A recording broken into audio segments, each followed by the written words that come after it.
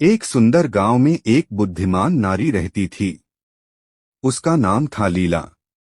वह गांव की सभी समस्याओं का समाधान निकालती थी और लोगों की मदद करती थी। गांव के लोग उसे बहुत सम्मान देते थे। एक दिन गांव में एक प्रसिद्ध ऋषि आए।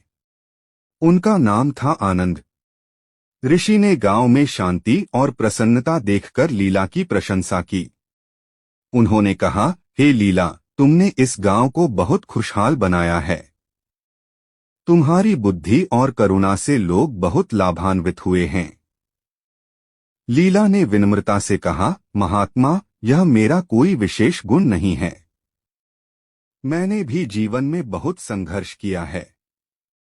मैंने देखा है कि दुख और सुख जीवन का हिस्सा है। हमें इन दोनों का सामना करने की शक्ति होनी चाहिए।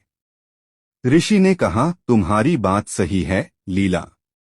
जीवन में उतार चढ़ाव आते रहते हैं। महत्वपूर्ण यह है कि हम इन परिस्थितियों से कैसे निपटते हैं। हमें धैर्य और शांति बनाए रखनी चाहिए। लीला ने पूछा, महात्मा, आप जीवन में क्या सीखे हैं? ऋषि ने मुस्कुराते हुए कहा, मैंने सीखा है कि क्रोध और लोभ मन को अंधा बना देते हैं। हमें इनसे दूर रहना चाहिए। हमें दूसरों की मदद करनी चाहिए और हमेशा सत्य का मार्ग अपनाना चाहिए। लीला ने कहा, महात्मा, आपकी बातें बहुत सार्थक हैं। मैं इन बातों को हमेशा याद रखूंगी। ऋषि ने कहा, लीला, याद रखो, ज्ञान केवल किताबों में नहीं मिलता है। यह जीवन के अनुभवों से भी सीखा जा सकता है। हर व्यक्ति के पास कुछ न कुछ। विक्रम एक प्रतिभाशाली युवक था। पढ़ाई में अव्वल, खेलों में दक्ष और कला में रुचि रखने वाला। लेकिन जीवन ने उसके साथ एक ऐसा खेल खेला कि वह धीरे धीरे खुद को ही भूलने लगा। सब कुछ एक दिन में ही बदल गया। एक सड़क दुर्घटना ने उसके माता पिता को छीन लिया। अकेलापन उसे घेरने लगा।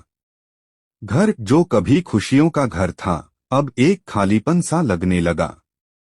दोस्तों के साथ खेलने का मन नहीं करता था। पढ़ाई में मन नहीं लगता था। दुनिया से कटने लगा।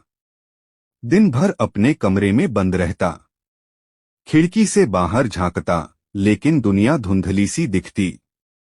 लोग आते जाते, हंसते खेलते, लेकिन उसके लिए सब कुछ बेजान सा लगता। खाने पीने में भी रुचि नहीं रही। शरीर दुर्बल होता जा रहा था। एक दिन उसके पड़ोसी ने उसे देखा। उनकी चिंता बढ़ गई। उन्होंने समझाया, विक्रम, इस तरह से जीवन व्यर्थ नहीं जाएगा। तुम्हारे माता पिता भी यही चाहते होंगे कि तुम खुश रहो। विक्रम ने सिर झुका लिया। उसे पता था कि वह गलत कर रहा है, लेकिन खुद को संभाल नहीं पा रहा था। पड़ोसी ने उसे एक पुस्तकालय में ले गए। वहां किताबों की दुनिया ने उसे एक नया रास्ता दिखाया। उसने साहित्य पढ़ना शुरू किया। कवियों की रचनाओं ने उसके मन को छुआ। लेखकों के विचारों ने उसे सोचने पर मजबूर किया। धीरे धीरे उसे जीवन का एक नया अर्थ दिखने लगा।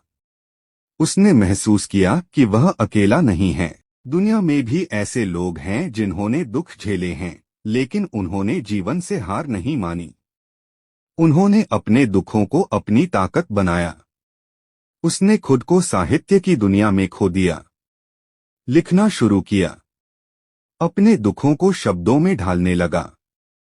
धीरे धीरे उसके अंदर एक नई ऊर्जा का संचार हुआ। उसने सोचा, मेरे माता पिता चाहते होंगे कि मैं कुछ करूं। मैं अपने जीवन को सार्थक बनाऊं। उसने एक साहित्यिक संस्था बनाई। युवाओं को लेखन के लिए प्रोत्साहित किया। उनकी प्रतिभा को निखारा। धीरे धीरे वह फिर से उसी विक्रम बन गया जो कभी हुआ करता था। खुश, संतुष्ट और जीवन से जुड़ा हुआ। उसने महसूस किया कि दुख ने उसे तोड़ा नहीं, बल्कि मजबूत बनाया। एक युवक सबको धोखा देने लगा, पत्नी समझाती है। एक कहानी जो हर किसी